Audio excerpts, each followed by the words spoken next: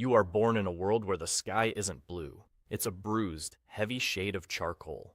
The first thing you learn to recognize isn't the smell of fresh grass or your mother's perfume. It's the thick, sulfurous stench of coal smoke that clings to your skin like a second layer of clothing.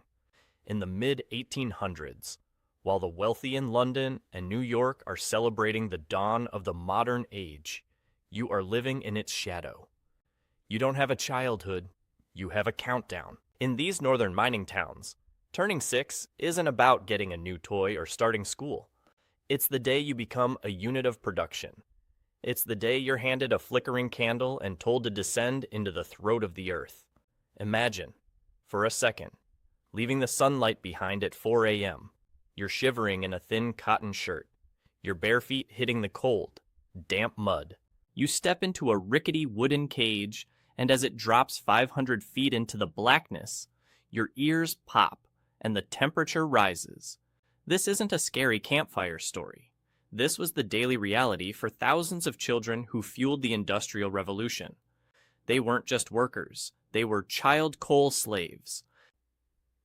They were the hidden gears in a machine that built empires. And today, we're going to step into their shoes to see why this was, without exaggeration, the most soul-crushing job in human history. Buckle up. We're going down into the dark. You've reached the bottom. The air is thick, tasting of salt and ancient dust. But you aren't here to pick up a shovel, not yet. You're only 6, and your body is too small for heavy lifting.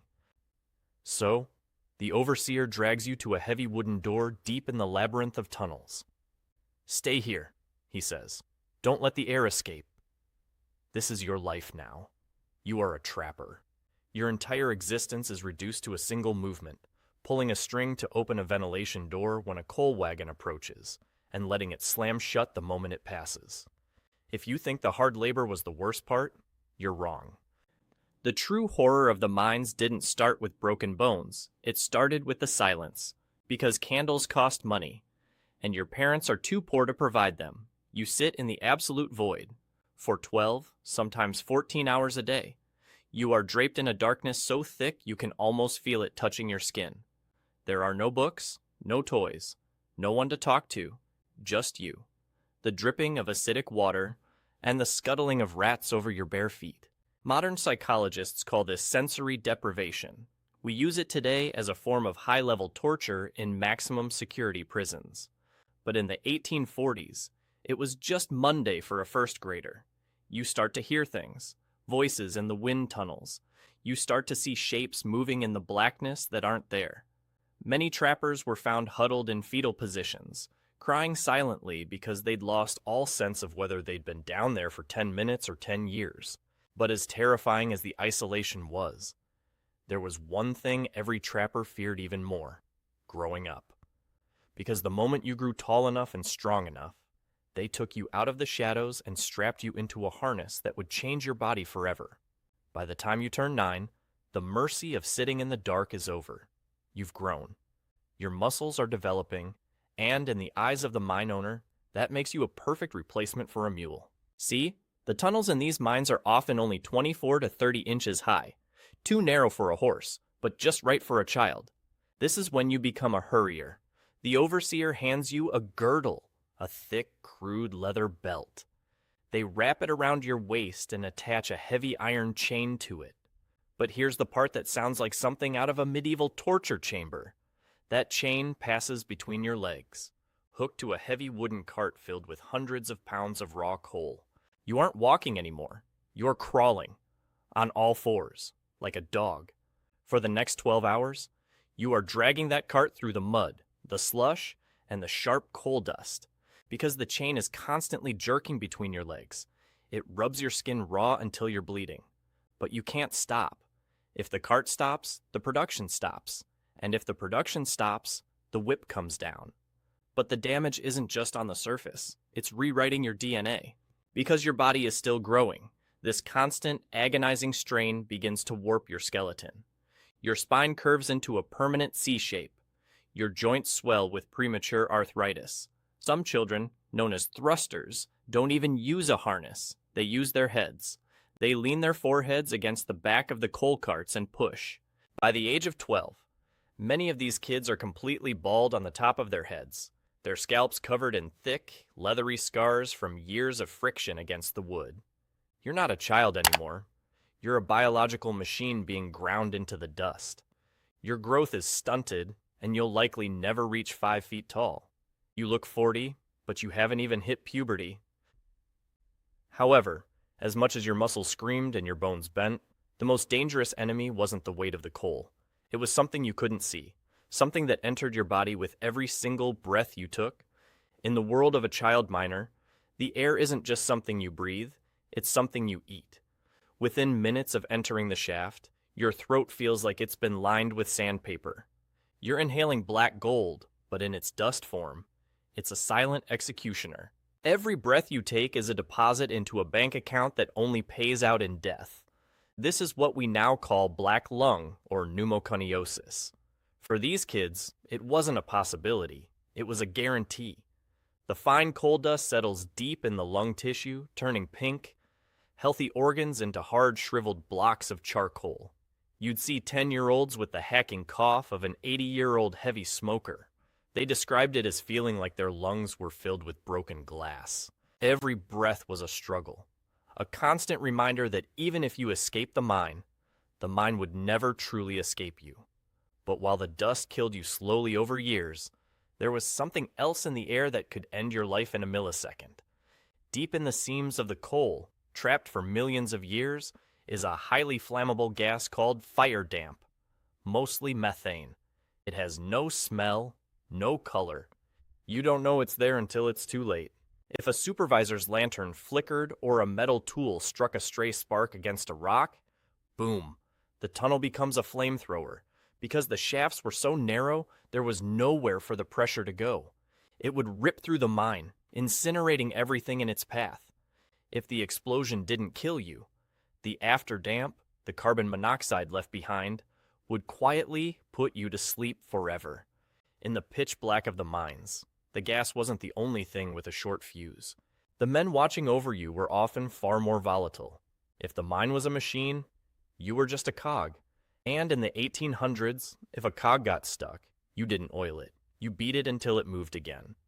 Meet the buddy or the overlooker. These men weren't just supervisors. They were often subcontractors paid based on how much coal you produced. This meant your pain was directly tied to their profit. If you were too slow dragging your cart, if you were too tired to push, or if you were a trapper who accidentally fell asleep in the dark, the punishment was swift and surgical. We have records from the 1842 Royal Commission where children describe being beaten with billy rollers, heavy wooden rods, or being kicked with iron-tipped boots. One girl, only 11, testified that she was beaten so hard for losing a candle that she couldn't walk for a week. But here's the twisted part. She still had to show up the next day. In the mines, there was no sick leave. There was only work or starve. This created a culture of absolute terror. You weren't just fighting the mountain. You were hiding from the man in charge. The psychological toll was devastating. You learned to suppress your tears because crying wasted energy. And energy was the only thing keeping you alive. You became a shell, a hollowed-out version of a human being before you even hit your teenage years.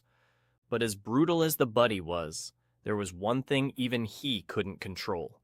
The mountain itself was alive, and sometimes it decided it didn't want you there anymore. It decided to swallow you whole. If you work in a coal mine, you learn to listen, not to people, but to the mountain itself. You listen for the squeeze, the sound of 500 feet of rock groaning as the wooden support beams begin to splinter like toothpicks. In an instant, the ceiling doesn't just fall, it vanishes, replaced by 1,000,000 tons of stone. If you're a hurrier caught in a roof collapse, there is no rescue mission. The mine owners won't spend the money to dig you out if the cost of the labor exceeds the value of the coal you were carrying. To them, you aren't a child, you're an operating expense that just got written off. But the most terrifying way to go, this wasn't fire or stone. It was water. On a summer day, in July 1838, A freak thunderstorm hit the Husker Pit in Yorkshire. As the rain lashed down, a flash flood surged into the mine's ventilation drift. 26 children, some as young as 7, were working below.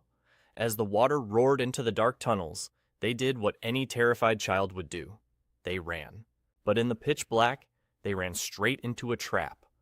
They were swept away, their tiny bodies jammed against the iron ventilation doors, the very doors they were paid to guard. When the water finally receded, they found the children huddled together, still holding hands. For the wealthy elites, these weren't tragedies, they were just the unfortunate costs of progress. But for the rest of the world, the story of the Husker Pit was the breaking point. It was the moment people finally asked, how much is a child's life actually worth in tons of coal? We built our modern paradise on a foundation of stolen childhoods.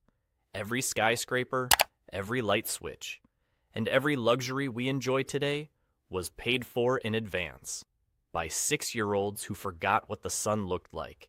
They didn't just give their labor, they gave their spines, their lungs, and their very lives so that the gears of progress could turn. Their names are forgotten, but their sacrifice is the battery that powers our world.